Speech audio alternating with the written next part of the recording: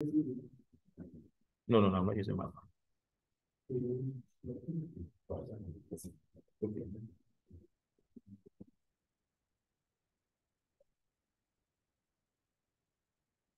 Okay, thank you very much, my able chairman. And I want to appreciate you for this rare privilege. I'm not taking it for granted at all. I also want to appreciate our national president for this opportunity to share this topic with us. I consider it a real privilege, and I believe definitely every one of us will benefit from this interaction. Once again, my name is Professor Emmanuel Aiyahuyin of the Department of Physics, Edo State University, and I am presently the Dean of the Faculty of Science by God's grace. Also a PhET Fellow at the University of Colorado in USA, and that is the concept of PhETs I'm trying to bring to us today.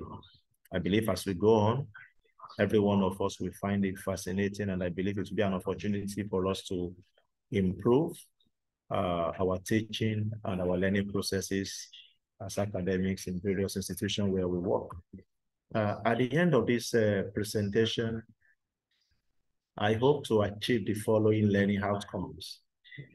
That everyone who have the opportunity of listening to this presentation should be able to understand the role and the benefit of PhET simulation in education, especially in this 21st century. Also, to be able to assess and explore PhET simulation for various STEM subjects. By STEM, we mean science, including physics, and then technology, engineering, and mathematics. We also look at its ability to be able to integrate PhET simulation effectively into various curriculum. For instance, in the university system in Nigeria, we have what is known as the CCMAS now. And so how do I use PhET simulation and integrate it with the current curriculum that is being run in the university to enhance effective teaching? That will also be part of what we intend to achieve at the end of this presentation. Then we should be able to apply the pedagogical approaches to engage students using PhET interactive simulation. Finally, the learner should be able to, or the listener should be able to gain insight into the future of STEM education with PhET and other available resources. Let me emphasize, it's not just PhET that is a tool to be used to enhance teaching and learning. There are other resources, and I'm going to introduce a few of them as we go on. Now, looking at the picture that we have on the left-hand side of this screen, why do we need to teach, or why is learning important with technology? This is a typical classroom where the teacher stands in front of a blackboard and he tries to write as much as he could and try to pass as much information across to the student within the limits of what is available. However, I have a second picture here, whereby I have more technological tools where the teacher is using to enhance learning. And out of these two, I believe we cannot decide which of them will actually enhance learning better. I believe majority will go with the one on our right-hand side, okay? Now, having looked at this, then I want to introduce a concept that is called the digital natives. This word was coined by the man called Mark Prensky in the year 2001. Who are the digital natives? As you can see from the figure we have there, we have down there, you can see some children, maybe age 0 to 1, holding mobile phone in their hands. You can see how serious they are. These children were actually born into technology. They were born into the digital age. And that is the language they speak, that language they understand. And according to Mark Prensky, what he said is that children or people born before 1980 are actually referred to as digital immigrants, while those that were born after 1980 are referred to as digital natives. So our digital natives here, born into the technology, they live in it, they work in it, and then that is their lifestyle. And look at this next page. I have the digital immigrants, which I believe so many of us who might belong to the digital immigrants. We actually migrate to the digital world. And in the digital world, we struggle to relate with technology. We struggle to work with it. We struggle to actually comprehend it. You can see that old man with his eyeglass and the old woman struggling to see how they can. Now, having been able to identify this digital divide, how do we bridge the gap? That is where PhET interactive simulation comes in. How do we engage the digital natives to be able to ensure they effectively learn? Then PhET interactive simulation comes in. What is PhET? It simply stands for Physics Education Technology, where PH represents physics, E for education, and T for technology. Now, where is the origin? What is the origin of physics education technology? It was actually an idea of a Nobel laureate by the name Carl Wieman. He founded this at the University of Colorado in the year 2002, after winning Nobel Prize in 2001 in physics for his research work on Bose-Einstein condensation. Now, having won this award, he thought to himself, he needs to give back to the society. And consequent upon that, he established what is known as physics education technology. The idea was to see how learning science and learning mathematics can be done with the use of technology. And he came up with this idea. And between 2002 and today, it has gone viral. It has been used all over the world with several scientific evidence that can support the fact that this is actually effective in teaching and in enhancing learning. For instance, to my right here, I have a typical capacitor. It's a simulation there, you can see. So I have a capacitor connected to a battery, and you have it charged there. I have displayed the capacitance, the plate charge, and the rest of it. Now, I can simply illustrate the concept of charging and discharging of a capacitor using this simple PhET simulation. The capacitor is fully charged, and we can see the charges on the plates, and then we can also see the fit set up between the two plates, okay? So I can move this away, of course. Moving it away from the battery, the charges are still stored to illustrate the fact that capacitors are used to store charges. Then I can have this discharge by simply taking this circuit and connecting it to a bulb, a resistive load. And once that is done, observe what happens with the bulb. The bulb lights up and the charges disappear one after the other. That is just one of the simulations available in PhET. Now, the PhET project was developed, and then it has captured so many subjects, including physics, chemistry, biology, earth sciences, and mathematics, and it's still growing. Now, the simulation have been translated into several languages, including Nigerian languages. We have SIM in Yoruba language, we have SIMs in Hausa language, we have SIMs in Igbo language. To tell you that this project has actually tried to take care of the so many needs of different parts of the world in order to be able to see how best we can actually pass the concept of science or STEM generally to the upcoming generation, especially the digital natives who were born into the technology. Otherwise, we may not be able to reach them if you have to continue to adopt the conventional way of teaching and learning. And so, PhET simulations, the beauty of it is that it's actually free, absolutely free. Absolutely free. And they are available both online and offline. You don't need internet all the time to actually use these resources. You can download it once and for all and have it being used on your computer consistently. So internet is not a barrier. And PhET has also received a lot of numerous awards as a result of the impact it's making globally as far as education is concerned. Now, what were the design principles behind the design of a PhET simulation? It was designed with the hope to help students engage in science and mathematics through inquiry. The concept of inquiry is that the student become an agent in their own learning process. They become a participant in the learning process. Now, PhET simulations are developed using the design principle as highlighted in this figure. Now, it encourages a scientific inquiry, provide interactivity, show visual mental modes, multiple representation of objects, and so on and so forth. These are the principles behind it. Now, let's also go ahead and look at the design principle in terms of what PhET tried to achieve. In reality, PhET interactive simulation actually achieved the following goals by ensuring that STEM learning become like doing STEM. It's not just learning now. The students are actually participating and they are doing it. And so it was able to achieve what is called engaging. It makes learning to be engaging for students.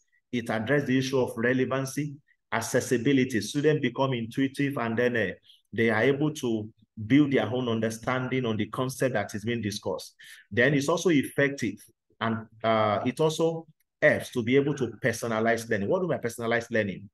Personalized learning is a situation whereby the student become the agent of his own learning process. Student become the agent of his own learning process. So it's not just what the teacher is giving me, rather the student is also participating effectively. So what does PhET interactive simulation does? It makes learning STEM to be or more or less like what you are doing STEM. And so what was my own personal experience? So how did I come about STEM? Actually, several years ago, around 2009, 2010, I was faced with the issue of teaching physics practicals, and I was confronted with a situation whereby there were inadequate laboratory apparatus. And so consequent upon that, I couldn't carry out my practicals. And as a result, I had to look at what is called PhET interactive simulation. And so when I got PhET simulation, what did I do with it? I was able to use it to effectively carry out practicals, and the students were able to. And the reward I got there is that about a few years later, I was considered as the best lecturer in my university then, based on student assessment, because I was able to impart them using PhET interactive simulation. Now, someone may ask, I don't want STEM, or I don't want to do it. What's my business with it? I believe it's actually relevant to everybody. I kept on saying this. Even if you are not a science teacher and you are listening to me, even if you are not a science-biased person, but you will agree with me based on some of the things you will see and the things you have seen before, that it is actually relevant to any child going through basic education. And so we can be an advocate of PhET. We can also be someone that we will introduce it to our children, and they will discover your children will be able to interact and learn science better than we can ever imagine. Okay, let me skip this. Now, active learning for digital natives. Now, what is active learning? Active learning is an instructional approach that involves students in the learning process through various activities. The opposite of active learning is passive learning. Passive learning, the teacher dishes out the information and whatever you like do with it. But the active learning, the students are involved, and they are part of the process of building their own knowledge as far as that learning process is concerned. And so the whole idea is this. The active learning involves several activities, including discussions, problem solving, bringing up case studies, and even hands-on experience to enhance the process of learning for the student. According to Lombardi, in 2021, he considered active learning as something that is still evolving, but it has proven to be very effective at undergraduate level as far as teaching science, physics, chemistry, biology, or any other mathematics and technology subject is concerned. So now, even at secondary school level, we have another publication that's also substantiates that one, that is actually something that works. And the picture you are seeing up there is one of the sessions I had with my students using PhET interactive simulation to teach them. Okay, now, active learning approach demands a higher degree of responsibility on the learner, but that doesn't also absorb the teacher or the lecturer of his or her own responsibility. I kept on saying this, that technology is not coming to replace the teacher. No, it's not taking over our role as teachers. It's only a tool to make us better teacher and better professional at what we are doing. A lot of people have this phobia that, oh, technology, if you expose it too much to your learner, they might bypass you. No, you are indispensable as far as the learning process is concerned. We simply need these tools to be able to guide our students and to be able to maximize the process of learning. Some of us, we feel frustrated about our student attitude to learning. It's simply because we are probably not using the right tools to engage them. If you use the right tools to engage them, definitely learning will be more fun to them. And I believe they will be more they will participate more, and they will be more effective in the process of learning. Now let's look at this spectrum. I have a spectrum that tries to describe a situation whereby we have more of teacher control on the extreme left, and the situation whereby we have more of student control on the extreme right. Now, having these two extremes, there's something that we need to look into. Learning should actually take place somewhere in between, whereby the student control and the teacher's control are balanced at a point. And so in the concept of that, Sokolov and Toto, as far back as 1997, they came up with the concept of interactive lecture demonstration as some of the pedagogy that can help us to balance this divide. And then they also come up with the idea of whole class inquiry and then a concept question. I will mention some of them briefly, even as we go on. Now, what are the characteristics of active learning? Number one, to understand and address students' knowledge-based need. Okay. Number two is to connect the content of a lesson to daily experience of students and apply it in different contexts. Now, active learning does not just pack the information across to the student. Rather, it tries to actually look at where are the areas of application. And from experience, the students are able to relate with it more than like somebody was like a joke. Somebody was asking Chinedu, what is 10 plus 10? And Chinedu could not answer the question. And the Chinedu boss came. He said, no, you didn't ask the right question. Chinedu, what is 10 naira plus 10 naira? And Chinedu said it's 20 naira. And so that is the application. And so that is the beauty of it. It brings the whatever concept we are trying to pass across, it brings it to relevance of whatever we are doing in reality. And so it supports collaboration and effort to also create a very safe environment for our students to learn. It provides appropriate scaffolding. Now, when we talk about scaffolding, we're talking about building knowledge on existing knowledge. There's no knowledge that is isolated. Is that okay? Knowledge is built like a pyramid, okay? There are some basics of building a knowledge base. You need to build on what you have before. And the beauty of interactive simulation is this. It tries to take care of the need of individual students. For instance, we have some students who are fast learners. We have average learners. It takes care of the need of every one of them. So every student can actually learn at their own pace. You are not in a hurry to actually learn. It makes assessment as a part of learning process. Of course, it's very important. And then establish certain practices and expectations as a response to specific behavior. Now, I will quickly talk about a few pedagogies that are being used in the interactive simulation. Now, these are just the three of them I will mention just passively. We have what is called the O-class strategies. And in O-class strategies, the O-class strategy is referring to a station whereby you have a O-class to teach. Okay, you have a O-class to teach. It could be a population of 50, 100, 200, 250, or 500. I've had course of interacting with over 500 students. Okay, and so all these pedagogies, they are relevant. They can be used. Now, I have the O-class inquiry. I have the interactive lecture demonstration, and I have the concept question with peer instruction. I will quickly demonstrate what they stand for and show us. Now, in the case of O-class inquiry, this one leverage on the exploratory nature of the simulation in the context of a O-class discussion. It comes by simply introducing the topic and help the student to broadly understand a natural or mathematical system. During O-class inquiry, the teacher is responsible for guiding the conversation between the student and the O-class. Now, these are the steps to be able to achieve O-class strategy using the O-class inquiry. They need to choose a sim that is relevant to the topic that you want to cover. There is a portion whereby they need to brainstorm for the learning goals.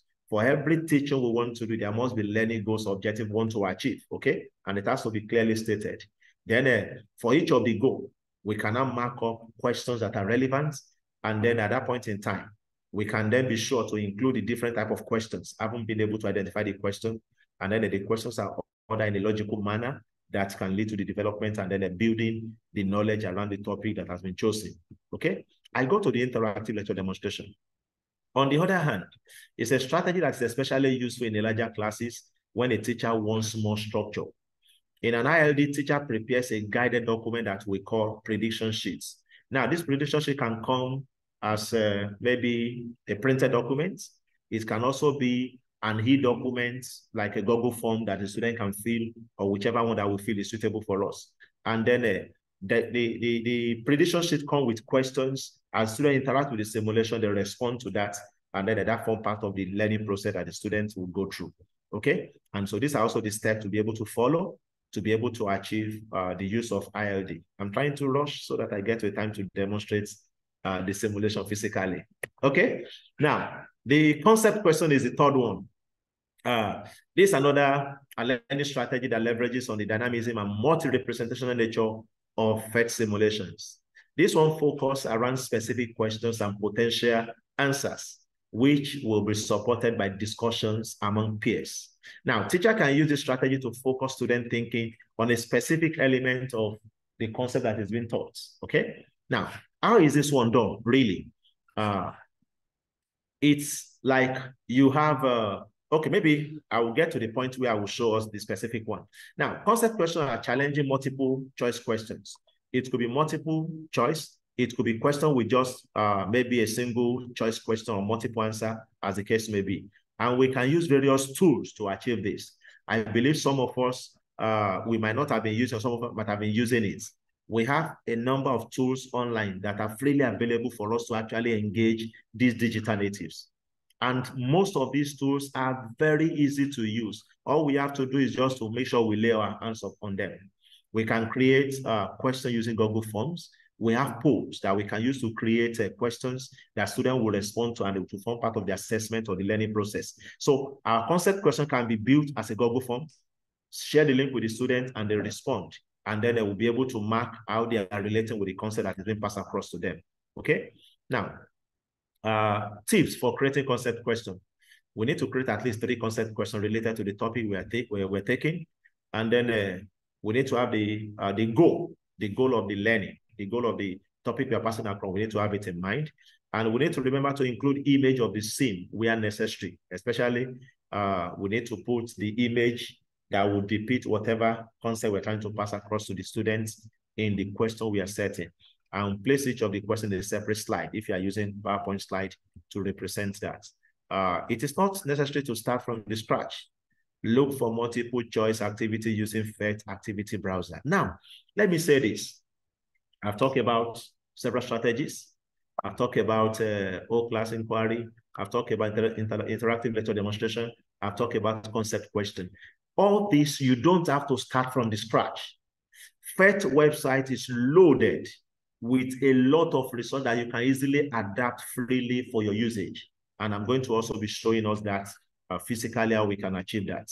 Okay, now this is the typical interactive question that I created for a simulation on a resistance in a wire. Okay, and the question says, what happens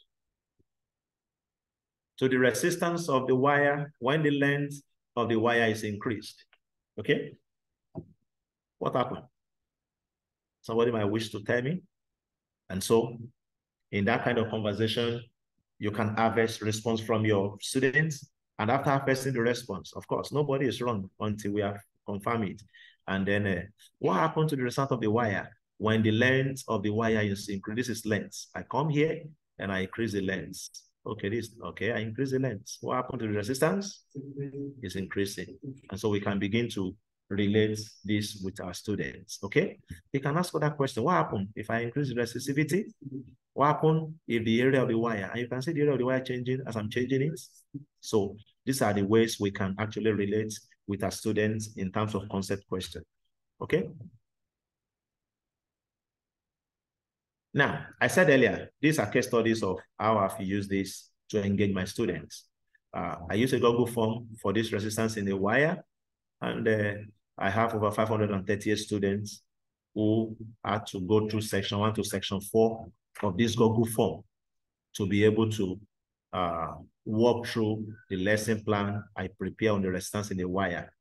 The student had to interact with the simulation and they had to go through this. So these are the responses from 538 students who I had to engage using this simulation.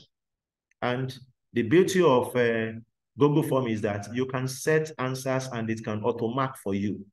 So you don't have the stress of saying you want to mark 1,000 scripts. No, you can set, once you have set it, relate it to the student and they respond to it, and then you can advance the score, okay? So this is part of it. Now, how do we now assess PhET interactive simulation? I think this is the most interesting part of the whole thing, okay? Now, PhET Interactive Simulation is accessible at this URL, phet.colorado.edu, phet.colorado.edu. And up to date, the website claimed that it has delivered over 1.1 billion simulations. And so you may not be asking me, this is the topic I want to teach. I can't find it there. I think until you explore and explore, that's when you will know whether the topic you want to teach is actually there or not, okay? Now, there are also simulations that are called the prototypes. Prototypes are still going through development, so they have not really been put as part of the main repository, but they are available for usage. So we can also access that, okay? And then we also have a portion where we can also access and download for offline, for desktop and laptop. This is the link, phet.colorado/en/offline access. I will show us how we can access it from the website very shortly, okay? So for us to be able to access the simulation offline. It's also available on Google Play Store, Apple Play Store. However, if you are downloading on the mobile phone, I think you pay a token, very minimal amount of money to download it to support the project. I prefer the one you use on your PC because it gives you all the features. As we all know that we have limited functionality we can access on our mobile phone, but on the computer, we have more access to various tools, okay? I've talked about the translations. I will show us practically some of this when we go online now. Now, we also have teacher resources. I will also show us all this physically. But to be able to access teachers' resources, there is need to register. And on the top right of the page, when we get there now, this is where we will need to register for us to be able to access teacher resources, okay? I will do this practically, just shortly. Then I did mention that there are also other resources available, not just PhET simulation. And I've just put a few links here. I have this same physics, whereby you can have a micrometer screw gauge that will look like the one you hold physically in your lab. If you click this URL, you see a micrometer screw that you can adjust, and then you can use to teach your students to use that. You have vernier caliper on this link, and so on and so forth. So there are a lot of technology tools online, but our emphasis today is just on PhET interactive simulation.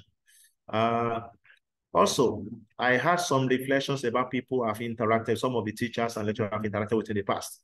Some of them described their experience of interacting and using PhET simulation using what you can see on the screen: innovative, educative, interesting, and so on and so forth. Why some also consider it tasking? Are you getting me now? Of course, it will require you a little more effort than you are putting maybe ordinarily, but at the end of the day, it comes with a lot of relief. It comes with a lot of fulfilling experience, and I want to challenge us to see how we can do it. So as I try to conclude this presentation, I would like to take us directly to the website. Let's see how we can explore and see all this directly. Okay. I need to stop sharing this and share my browser. Okay. I believe my browser is online. Okay, great. Now, phet.colorado.edu. I'm going to the website. So that is the website. Once I click, the page will load. And so on the page up here, I have the simulations. Under this, I can click here to see all the simulations. If I'm interested in physics specific, I can access it through this. If I need chemistry, I go through this and on and on. Then I have translated themes, okay? Then I have prototype. I've mentioned it earlier, that prototype has still been developed. Let me quickly take us through translations. I mentioned it earlier. I said we have simulations in different languages. So I go to Nigerian languages. Which one comes fourth? H. I must have gotten to Hausa. Does anybody speak Hausa here? Okay, so I have sim in Hausa. We have 104 simulations available. Then I have Igbo here. We have 104.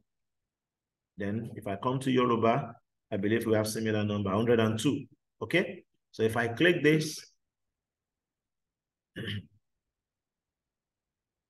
We can see PhET simulation is speaking our language. So if I open this, go to this sim page, I can download this single simulation and use it offline. It's an HTML5 simulation. So it will, once you download it, you can open it offline.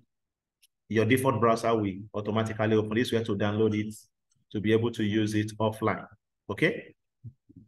Then this portion is to copy the embedding code.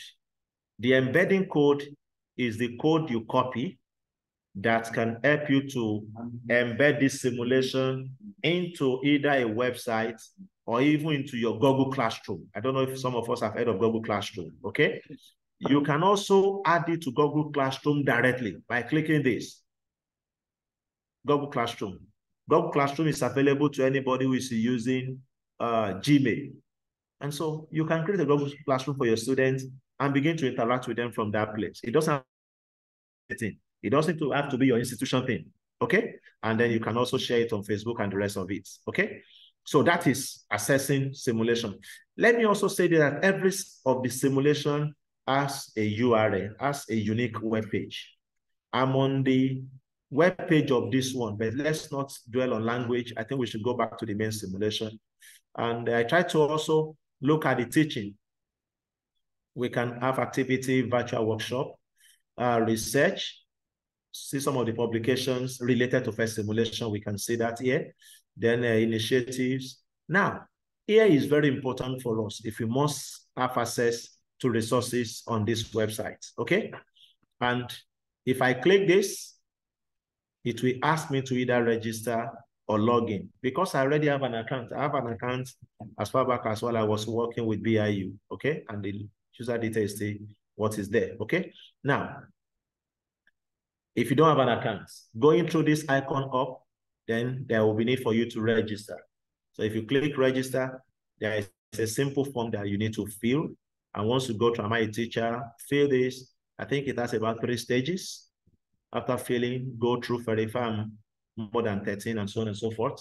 After going through, then once you register, an email will be sent to your account, to your email, which you will need to confirm. And after that, you can then come and log in as I'll try to log in now. So once I log in, I have access to the teacher resources. And I'm going to just go through them for a particular simulation. I'll just pick a simulation or two to demonstrate. And thereafter, we just look at maybe if you have questions on this. Let me go to physics specifically. I've signed in, I believe. Sign in. I'm still trying to sign me in. Let me hold on for you to sign in. Okay, maybe while this is going on, let me open this in another tab.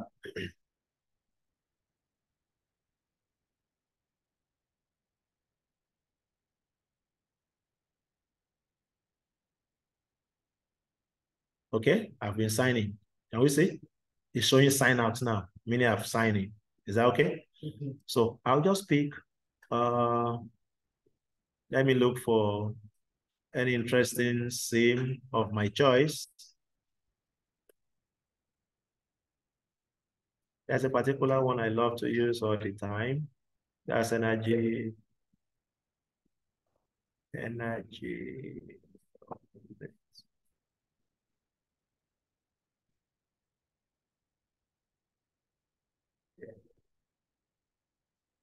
forms, not original. So I can also search. It's also possible to search through the sim.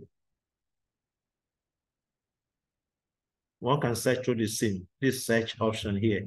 So if I want to search energy forms, okay. So that's open the page of the sim for me, okay? Now, this is the home page of this simulation. Please, let's take note of this. I've explained how we can download it to use it offline, okay?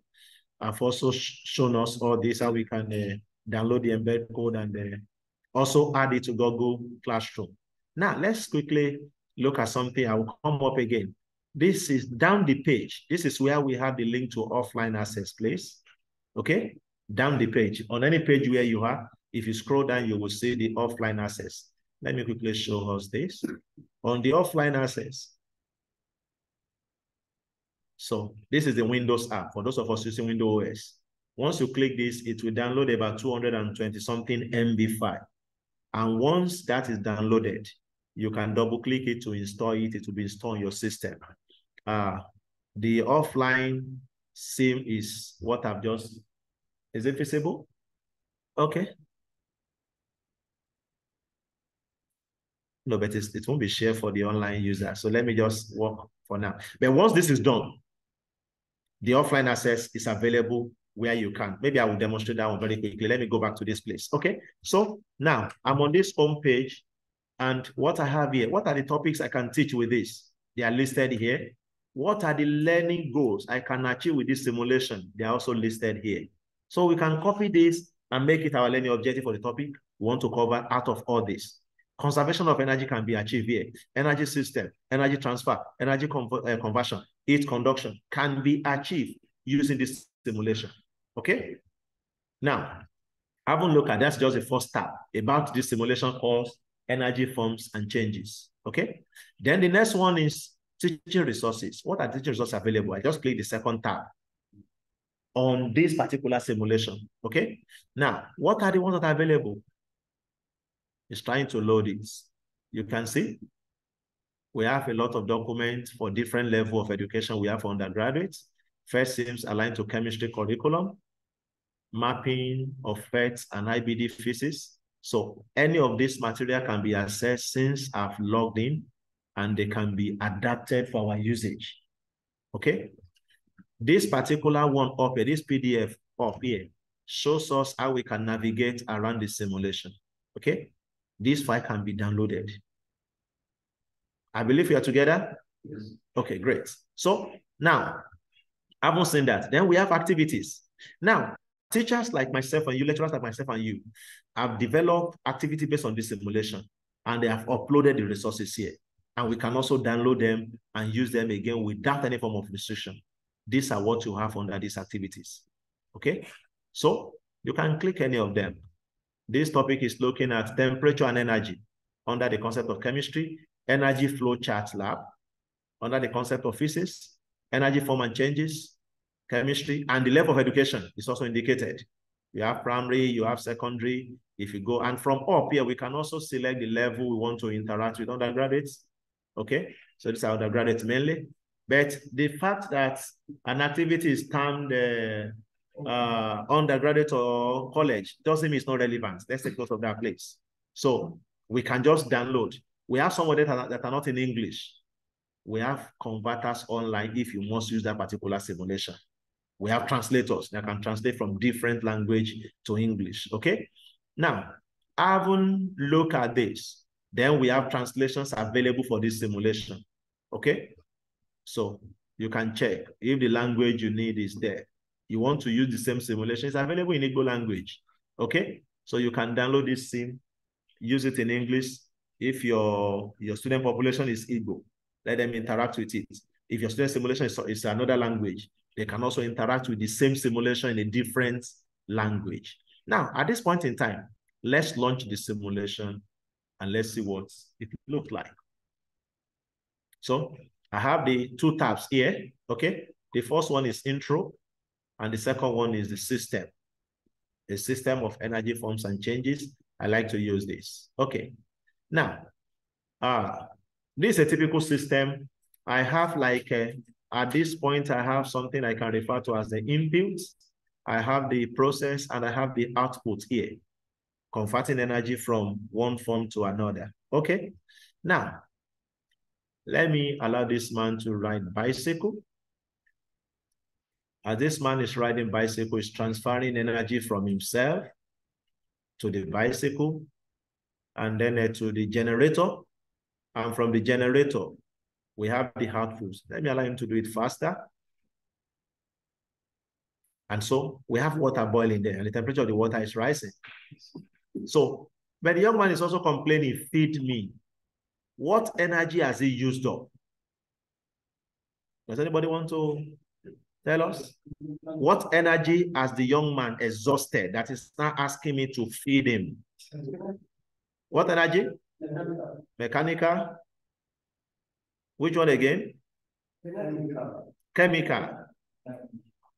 Chemical energy.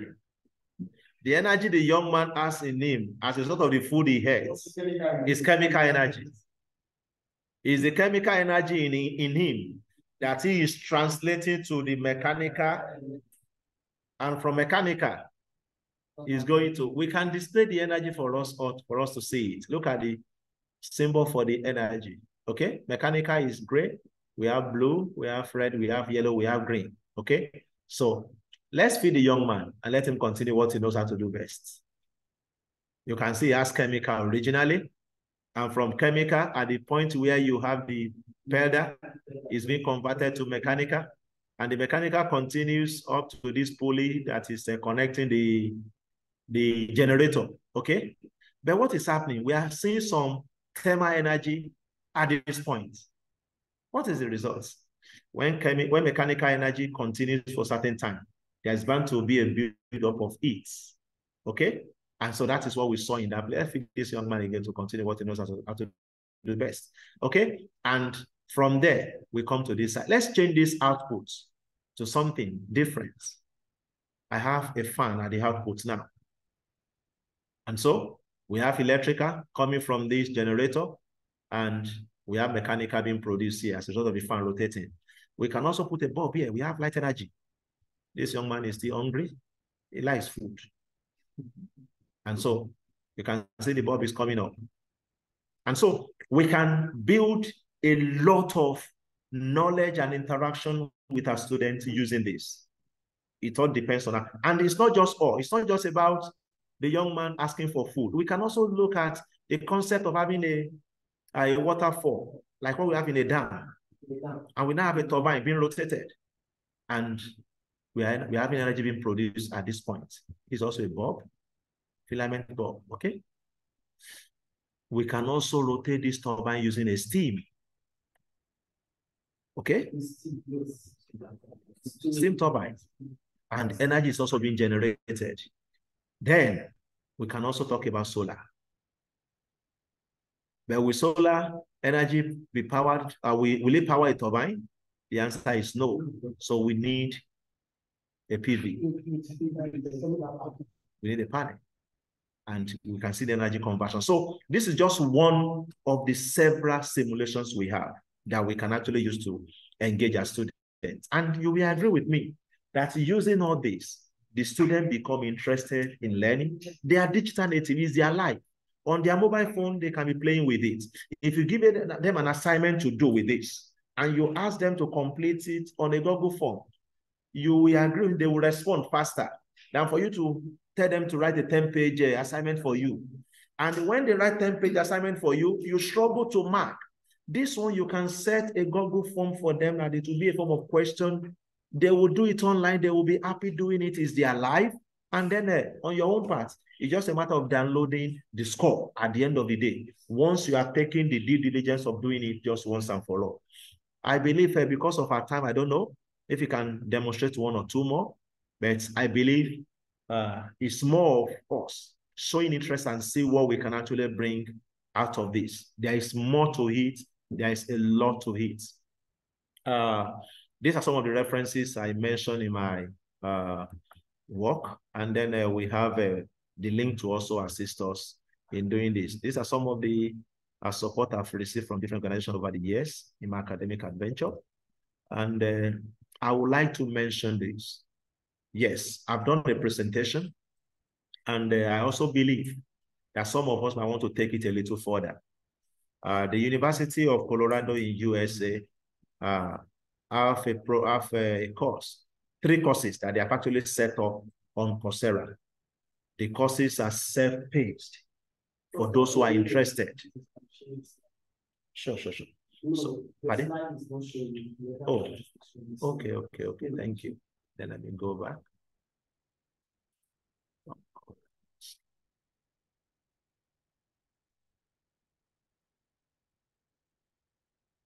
Okay.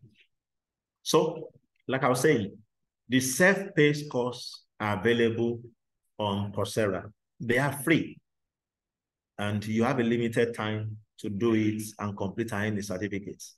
I was in Abuja sometimes in September, I interacted with a number of teachers from about 6 schools from different states, okay? And we place them on those courses online. This is a certificate of one of them. Several of them have earned certificate in 2 of the courses, and some are still on it. This is a certificate that will be issued to anyone who can go through by the University of Colorado, PhET Interactive Simulation. The courses are Intro to PhET Simulation for STEM Education. The second one is Active Learning, while the third one is Implementation. Those courses are available for anyone who is interested in enrolling and going through the course and completing it to earn the certificate. In the course of going through the course, some of these things I explained within this short time will actually be dealt with extensively. And then you can say at the end of the day, you'll be a master of using this tool to enhance your professional competency. I want to say a big thank you. And I have a link there, which I believe we can share for people who will be interested so that they can be enrolled appropriately. Once you fill this form and then we have the number of people to enroll for a particular cohort, you will receive 3 emails in the email you used to register. And from that email, you can then access the course online. So I want to say a big thank you for this opportunity to present. And I want to say thank you to my chairman. Thank you to the National President of the NIP for this opportunity. And I want to say thank you to everyone. God bless you. Thank you very much. Thank you I hope those of us who are here physically, we have enjoyed this presentation of teaching STEM using PhET simulation. And I'm sure those out there who join us virtually also enjoyed the lecture as much as we did. I'm sure you all agree with me that if this technology can be taken down to the grassroots to teachers at the secondary school level, I'm sure teaching of physics or speaking of STEM will become more exciting in our schools, and the attention of our students become more focused on what they are learning. Many of our students, I think they belong to the digital. All of them. Yes. All of them. So they will be very much. In fact, I think those of us from before the immigrant, we know very little about all this. Yes, sir. That the digital natives today, they are so used to YouTube. Yeah. All those things is their lifestyle. Yeah, they are interested. People there. If you leave your phone on the table, people your baby make it and begin to do things. So many things you don't know. Exist with the phone. So I want to thank Professor Olayinka for this wonderful lecture. Thank you so much. And bringing this handing it to the Edo State chapter of NIP. Yes. And I think this will be a very useful tool in mobilizing grassroots participation in NIP activities. In fact, our work of mobilizing the grassroots in Edo State is already done. The strategy would be to anchor it on this PhET simulation. So the other thing now is we need to just ask is how do we present it to the government of the state? What strategy to adopt? We agree with this is good.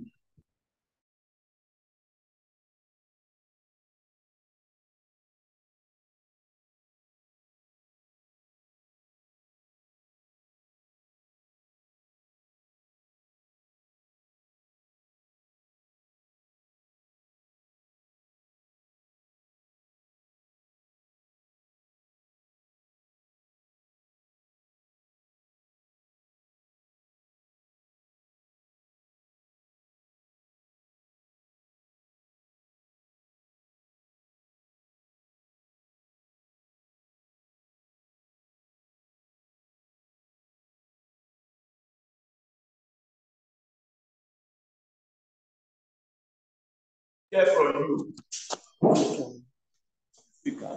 you. Let us speak. Yeah, Ibrahim. Unmute yourself. Ibrahim, unmute yourself. Yeah, I can hear you now. I don't know if we've reached the question and answer section. Go ahead. Do you have any question or comment to make? Go ahead and do so. Okay.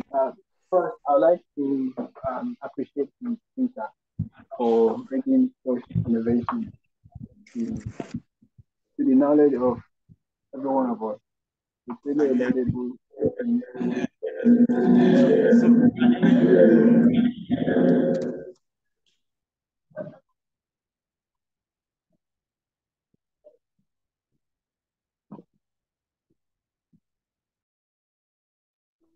We can hear you now. Can you hear me? Can you hear me now? Yeah, we can hear you.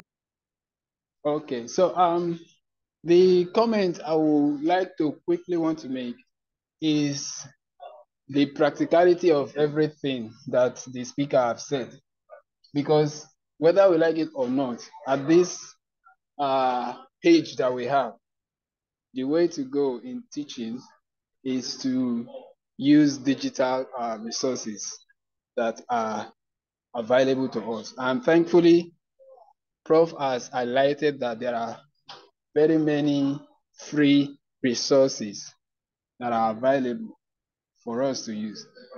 If we have found ourselves in areas, in countries where basic amenities like constant electricity and access to internet is available, maybe we wouldn't be discussing much of a problem, as we always point out.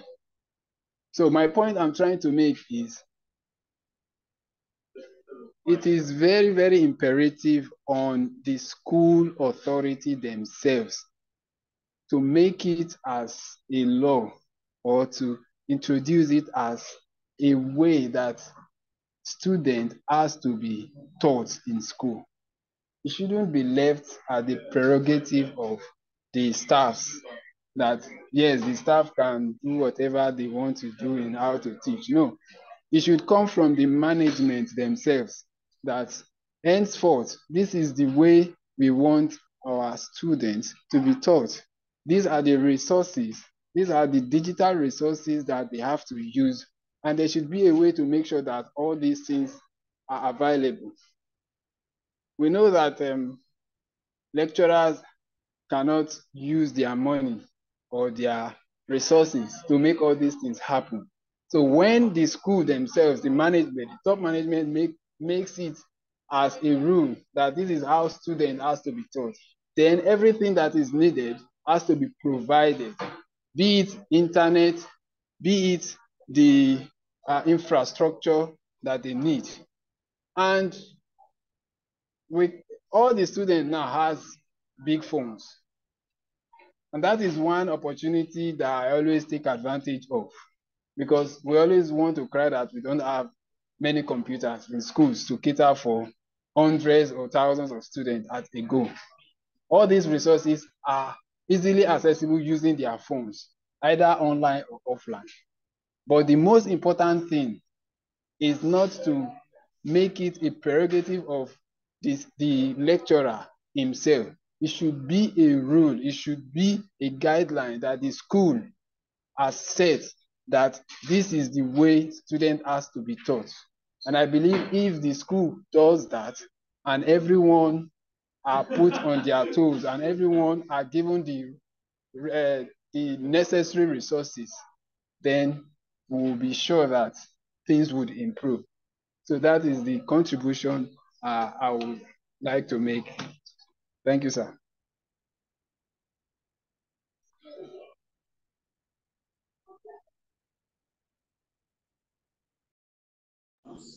The government, who in the first instance are the larger player in the field of education, must buy this idea and put in money in order to push it down to the implementation stage. So that is good. That is good. I think that's the idea. We will start with our state government here. We will try and book appointments with the Commissioner of Education. Yes, we'll go and talk with her. I think she's a lady. Dr. Joanne of Yahweh. Yes. Go and talk to her, maybe demonstrate this to her and some of her key staff, and then tell them that the teachers don't have to leave their schools to come. It's just to set, this can even be set up here, and then it's different schools, they join virtually, and they are taught all the skills. Then it's just for government to maybe have these PC and projector, and that's all. Yes. So I'm sure the government will be very happy if properly packaged and presented. I think that's where we'll talk now. How do we package this tool and sell it to the Commissioner of Education and by extension to the government? And I'm sure once they buy it, for their teachers at the secondary school level and even in maybe primary school, they teach science and technology. Yes, basic science. Have all of them. They will pay a token to join this program. That will bring money to the association, and that will also expand the frontier of this association, because they will want to participate, and that is the goal. Professor Poka, he was called the national president.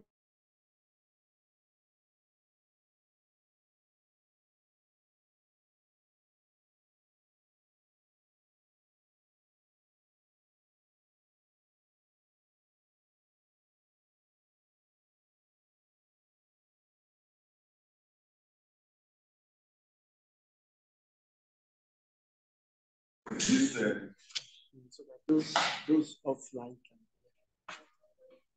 can. No, let it pick first.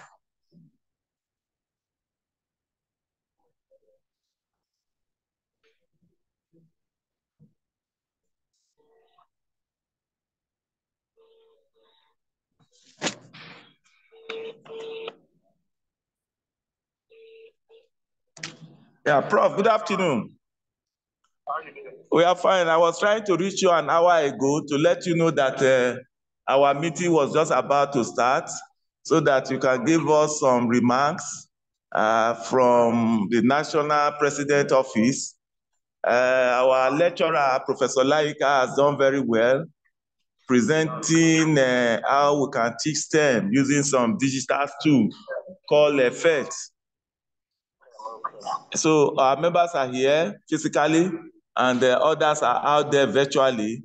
You may want to say a word or two to encourage us on the path we are treading. Okay, are you on speaker with them now? Yes, we are online. We are online. Yeah, all those online. Yeah. Everybody can hear you, sir. Hello? Yeah, everybody can hear you. You are online. You are online. All of us are online. Okay. First and foremost, I want to thank Edo State chapter for keying into the vision of the current council. Because of the current council, we are about to change the narration of what is going on in the and I want to to, because you are the second state after Lagos State that have to organize program. So you have two people to kudos to you. Despite that you are young, your chapter is young, but you have done what other old chapters could not do. I give you kudos, and I want to appreciate you. Thank you, sir. I want to appreciate the chairman, the secretary, and all the executive members of Edo State. I want to appreciate all the professors, especially Professor Olayinka, that have volunteered to give this lecture. I want to thank you, because in a time like this, we need strength to apply for our teaching, so that people can understand what we are saying. Physics has gone beyond abstract. We have to bring it down to the level of the students so that they can understand it. And the more we do this, that will make the enrollment in physics to increase. both at the secondary school level and also at the higher institutions level. The concept where we teach practically, then they will be motivated to hold marks, and that is our focus. So what we want to student to come out, you push the student, you pull the student, the same student change the position. It's a push or a pull. We tend to change to another. So if a question is asked, what is false? Even if the student cannot remember the definition into two, he will remember that maybe the lecturer or the teacher pushing and also pulling. So we cannot say false, it's push, pull, distance, and it will get some marks. So we need to do more. I want to thank Professor Olayinka very, very well for what we have done today. I want to thank all the support of the Edo State chapter, both that are online, that is those that are virtual and physical. I want to thank you for your sacrifice. I want to thank you for your time. I want to thank you for everything. In fact, I'm so happy the way Edo State chapter is going. You remember when I came to inaugurate the place, I said, the way I'm seeing Edo, especially Professor Emmanuel, which is the chairman. Thank you, sir. That Edo will outshine other chapter. And this is the testimony now. We are the second state chapter that is organizing program after we have told people, very old chapter, they couldn't do it. So I give it to you.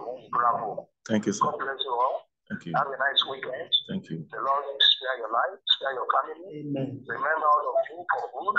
Promote all of you. Take you to your new level and retain you there. It is well with you all. Thank you. God bless you. On behalf of the Council of Nigerian Institute of Physics 2023 session. God bless you all. Thank you, sir. Thank you, Prof. Thank you, Prof. Thank you, Prof. Thank you very much, Prof. Thank you.